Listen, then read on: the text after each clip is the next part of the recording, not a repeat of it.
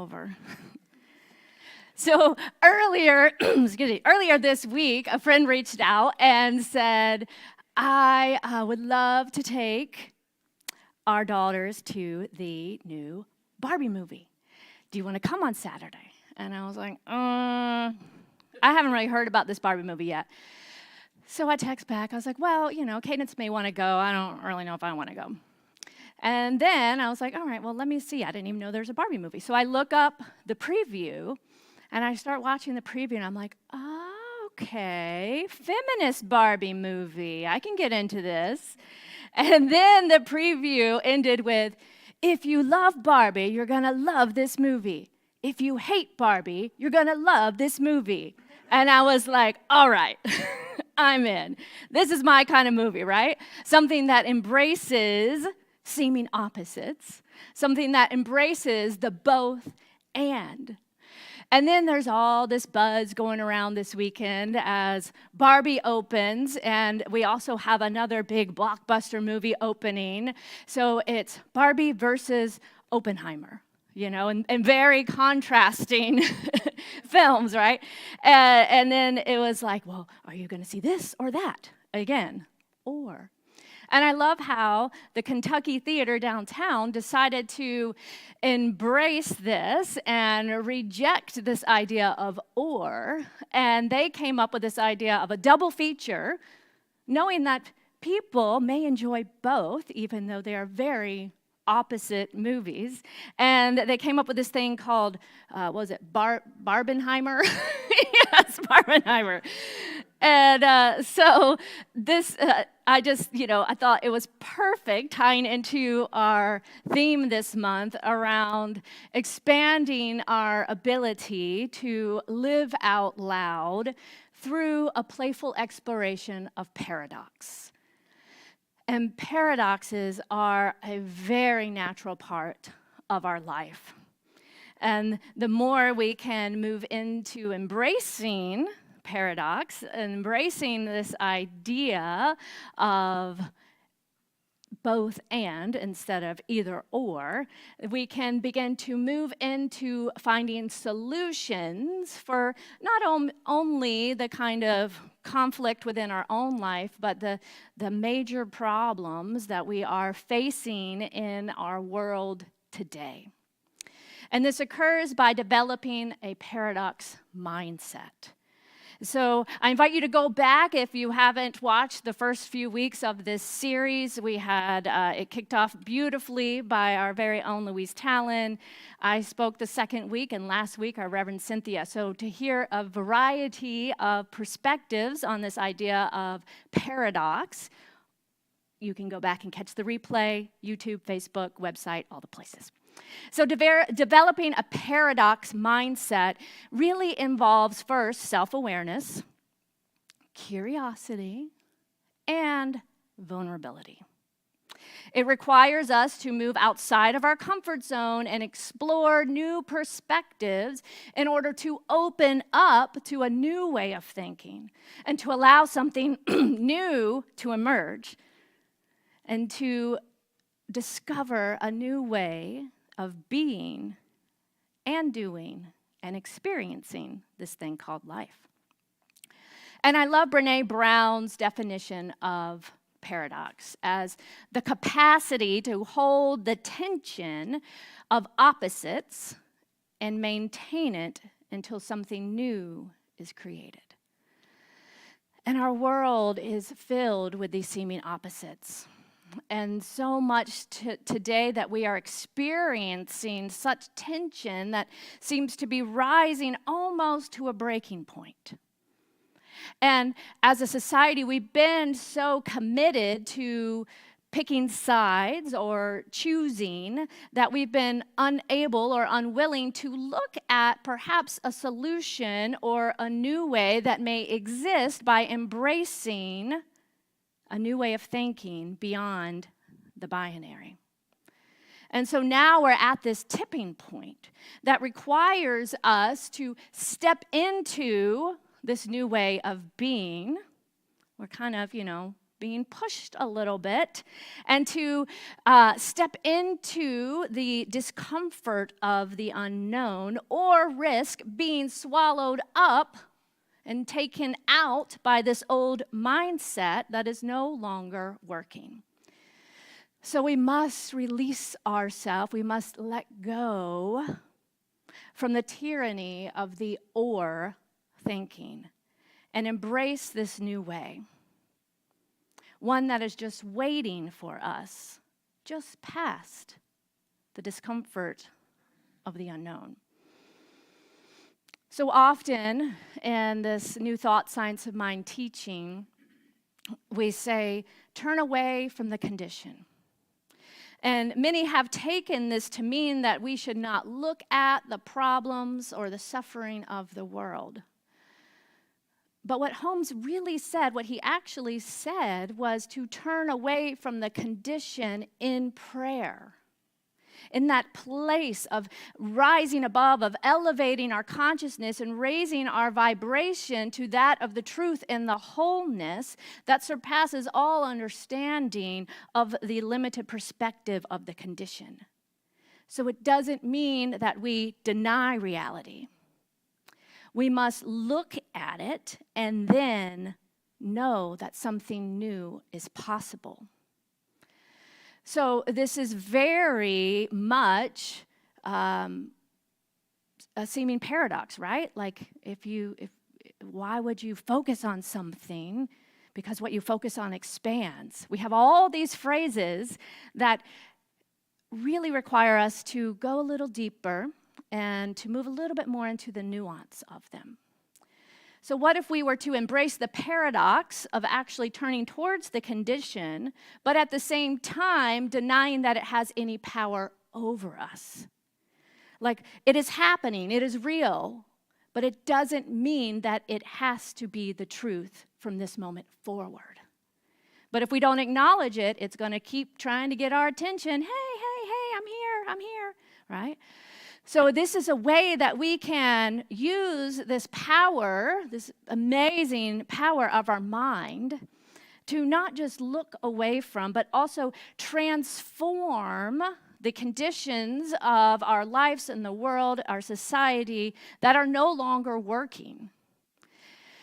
And this is how we step into working towards the vision of Centers for Spiritual Living, of creating a world that works for everyone. So in our world today, we can see this tyranny of or thinking in almost every aspect of our lives, yes? And for generations, it seems like we've had only, the choice of picking this or that.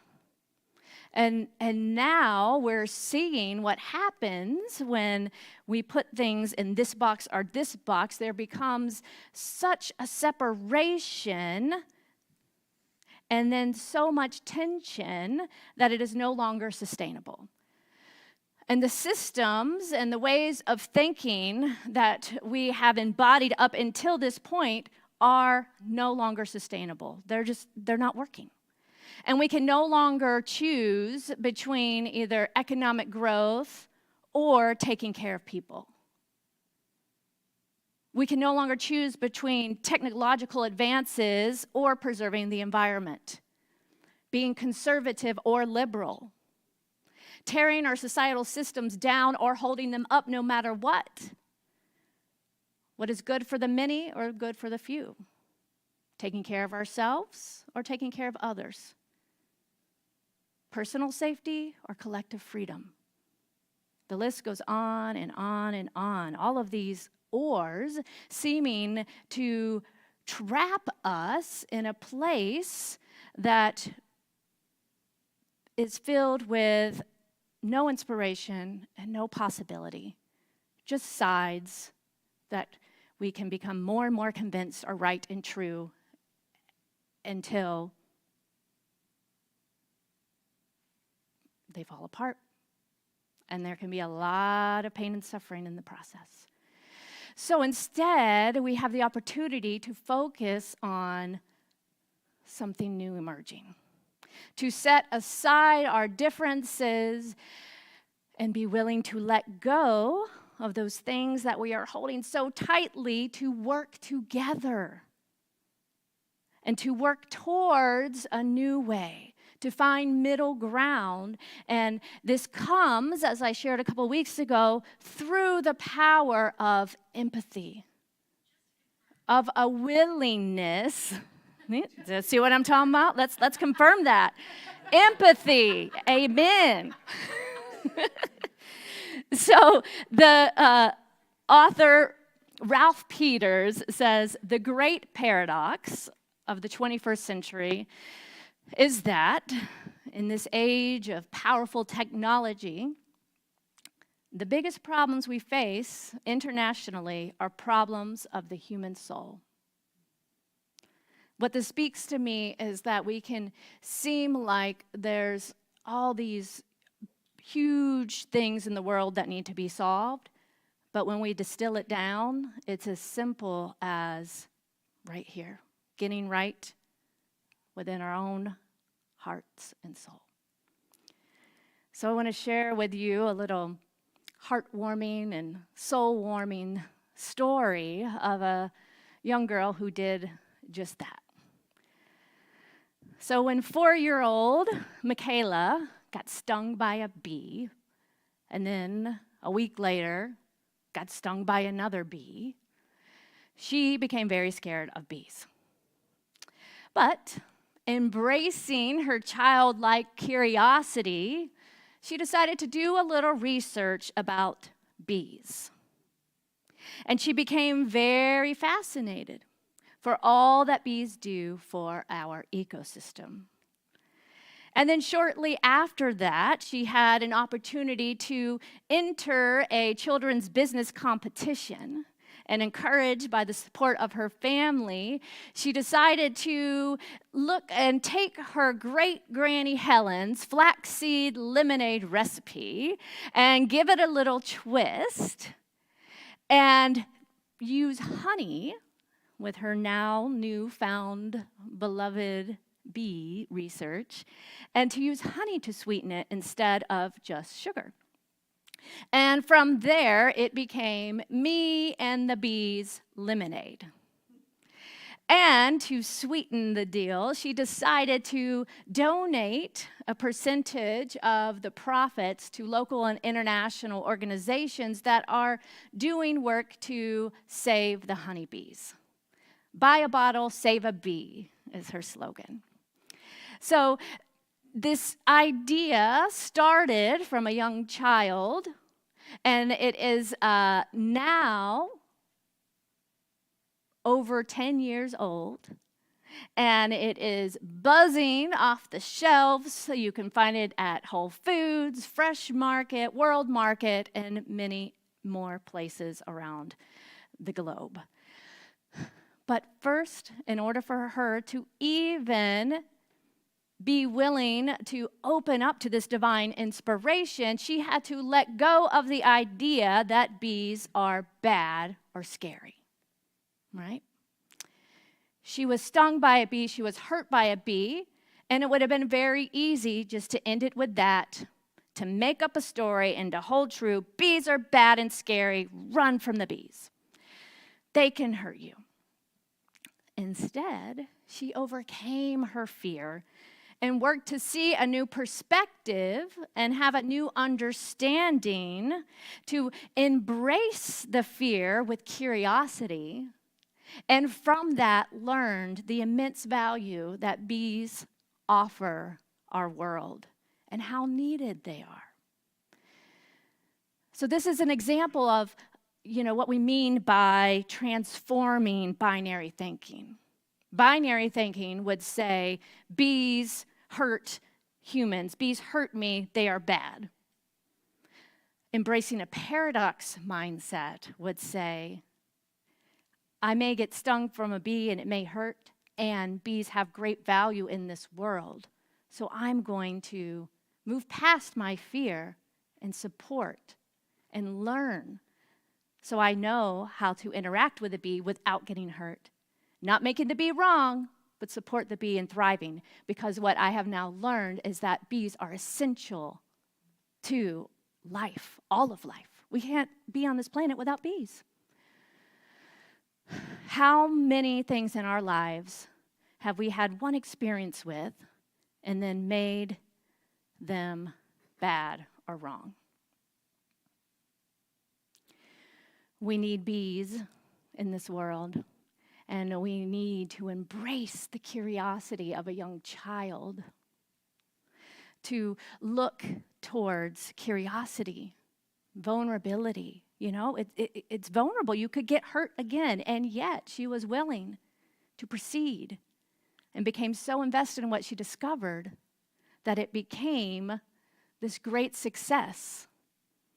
I mean, who else has a company started as a 4-year-old that is now thriving in this world, right? We have something to learn from our young ones, from their curiosity, from their bravery, from their resilience.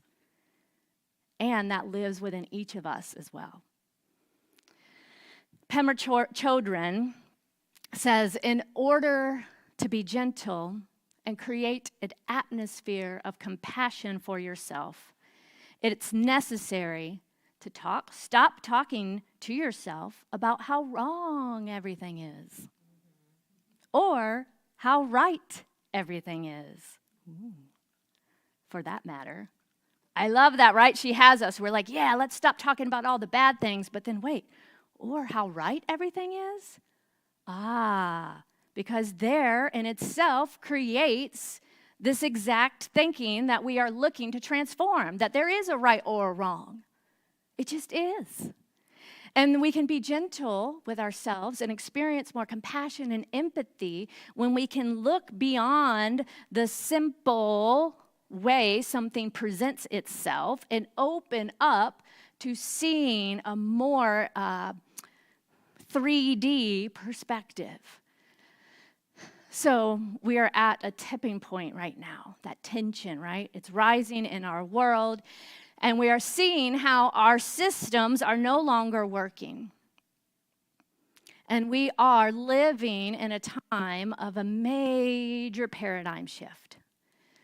But it doesn't have to mean, as we've often seen in history, like a pendulum swing, right? We kind of go from this way of thinking all the way over to the other side to this way of thinking, and then the next generation to this way of thinking, and then all the way to this way of thinking. If you look at like parenting, for example, right? We're like, well, I'm not going to be like my parents, so I'm going to do things this way.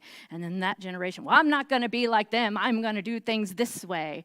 And then we just kind of keep living out these patterns of the paradox instead of embracing a third way or a middle way, or perhaps there is value in both, and how to integrate and create balance and harmony in all of our systems, in all of our ways of being in life. To find that balance, to honor the value of all sentient beings, to not just those that have seeming status or power or money in this world, but to appreciate the inherent worth and value of all life. It's divine and sacred. So we get to choose. We get to choose. Are we going to hold on tightly to the beliefs and the ideas and the systems, even though they are no longer working for the collective whole, but they may work for me? Or are we going to be willing to let go and to allow something new to emerge by perhaps reaching across the aisle and taking the hand of someone from an opposite perspective and learning to build something new together? The question is not whether or not this is going to be hard or painful, because it will be.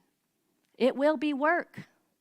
But the question is, how much are we going to allow our attachment to the way things used to be to keep causing our suffering? Or are we willing to embrace change and growth as a natural cycle and evolution and aspect of life? And as so many teachers have said, I think it has roots from Buddhist teachings and others, that pain is inevitable, but suffering is optional. So what do we mean by this? Again, another paradox to get curious about. Well, let me give you a very simple and practical example. Say I met you for the first time last week, and I was very mean and rude and grumpy, and I did not like what you were saying to me, and I kicked you on the shin and walked away. It would hurt, right? It would physically hurt your shin. It may hurt you emotionally as well. But then if you spent this last week thinking about, telling the story about this mean Reverend Rainbow who kicks people's shins, why is she so mean? Why did she do this to me? I didn't do anything to deserve this. When you see me next, you will be worked up in such a state that no matter how I show up in that moment, I am the mean Reverend Rainbow. And it's just funny to me. I don't know. I can't picture myself doing this. But anyway, I am the mean Reverend Rainbow, and yet I kicked your shin and went on with my week, and you suffered all week. Now, I don't intend to be kicking any shins, and I don't intend to be mean, but I'm not saying that I might do something that may cause pain or hurt you in some way, just as we all do. We are humans. It will happen. But the difference between pain and suffering is, are you willing to just let it be what it is and to let go? Because the more you think about it and talk about it, the more intense the feelings become. You think about it, you feel, you think, and it just like thrives off each other until there's so much anger and upset that every time you think about it, you relive it. And then it starts to live as sensations and pain in your body beyond just the shin kick. It gets to be the anger and the tension in your shoulders. And I might as well be with you every day kicking your shin. Unless we choose to let go. Because when this happens, it is no longer me that is causing your pain. It is you that suffer because you do not let go. And, you know, I get it. Sometimes I have this thought too, but like, why? This is so unfair. Like, why do I have to be the one to do the work? Someone hurt me, and now I have to do the work to let it go? I have to be the bigger person? Yes. And it's a gift. And on the grand scale of life, there are going to be, big things, and there are going to be little things that aren't so important. And sometimes the big things we have no control over. But the other stuff, the small things, someone cutting you off in traffic, these small things, are they really that important to take up that much space in your head and in your heart, knowing that it's just going to make you feel bad?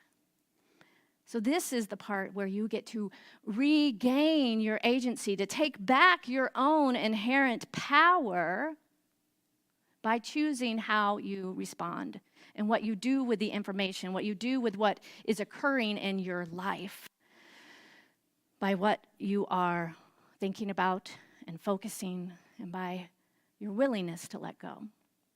Letting go of the relentless cycle of thoughts, the rehashing of events, and allowing the past to become your present, and then therefore your future, causing this cycle of unnecessary suffering. So when we are hurt, we will feel in the moment the appropriate pain, and then we can choose to keep moving forward and to let go. So Centers for Spiritual Living, as the greater organization that we are a part of, too, is standing on this forefront of leading this change. We can use our teaching now to step away from the tyranny of or that our world has lived in for so long and be an example of what it looks like to embrace both and, of finding possibility within paradox. So I invite you to think, what is the meaning that you have made about a particular situation or person or thing that is no longer serving the highest good? Are you willing to let go of the meeting you've made and see things from a new perspective? To allow the truth, and what I mean by that is the truth that is true for everyone, not your ego, personal perspective truth, right? But to allow this greater truth that is true for everyone to emerge and to see the wholeness and the divine perfection within all of life. We get to be the ones to model that. You know, I never thought I would be standing up here in a pink blazer talking about how awesome the Barbie movie was. Just like 4-year-old Michaela never thought that she would be working to save bees, the very thing that caused her little 4-year-old hand so much pain. But when we choose to live life beyond the binary thinking of good, bad, right, and wrong, and remain open to the growth and transformation of life, so much more is possible and so much more is available to us. Because we live in this field of pure potentiality, of infinite possibility that doesn't know good, bad, right, wrong. It is only one. So this week, I invite you to consider, are you willing to let go? Are you willing to let go of what you have always known in order to step into what can be known? In order to step into a new possibility, to embrace the discomfort of uncertainty and release the idea that pain and suffering have to go hand in hand. To break free of the paradox to break free of the binary thinking and embrace the messy, wonderful, challenging, heartbreaking, breathtaking beauty of this thing called life. Yes? So let's do it. Let's choose right now.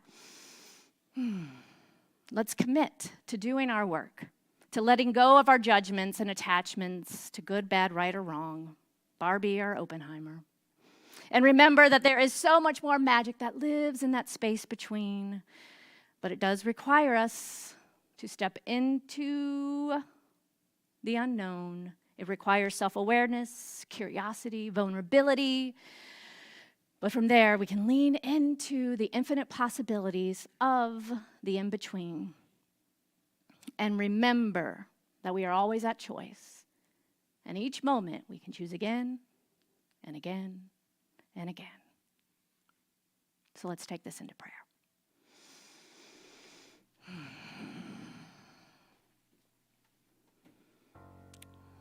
So again, we just invite in this deep breath.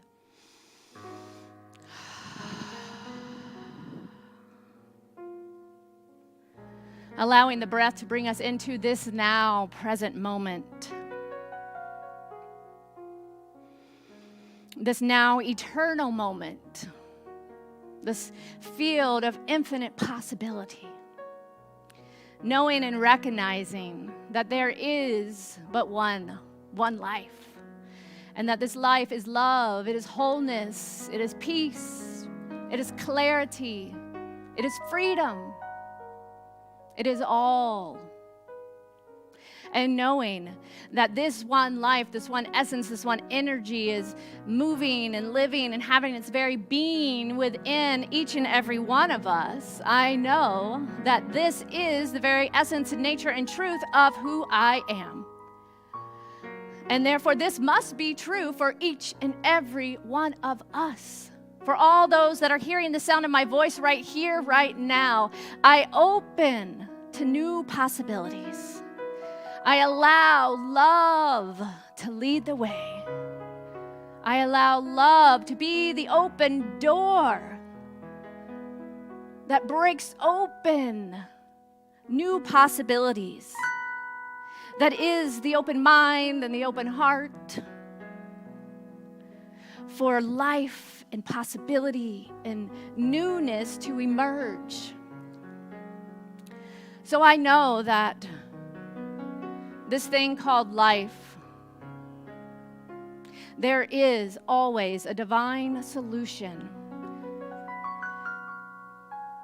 There is an answer. There is a way that embraces all seeming opposites and does not have to hurt or oppress any being on this beloved planet, in this amazing universe. There is a way. And so I claim and affirm right here, right now, that we each say yes to opening to this new way being birthed within the hearts and minds and souls and spirits of each and every one of us who are willing to say yes to be a part of this paradigm shift, to be a part of what is emerging within our lives, within ourselves, within this movement of Centers for Spiritual Living, and within the evolution of the collective consciousness of all of life. Opening to the possibility of love, always love, peace, freedom, creativity, curiosity, joy, holding and knowing infinite possibility is always there. So I choose this day to be the vessel for Spirit to use me in this way, to see and to walk a new path, one of harmony and balance and love. So with great gratitude for the fulfillment of this prayer, with great gratitude for the fulfillment of the vision of a world that works for everyone, I release this word into the action of the law that always says, yes, yes, yes, it is done, and it is so. And we affirm, and so it is, so it is.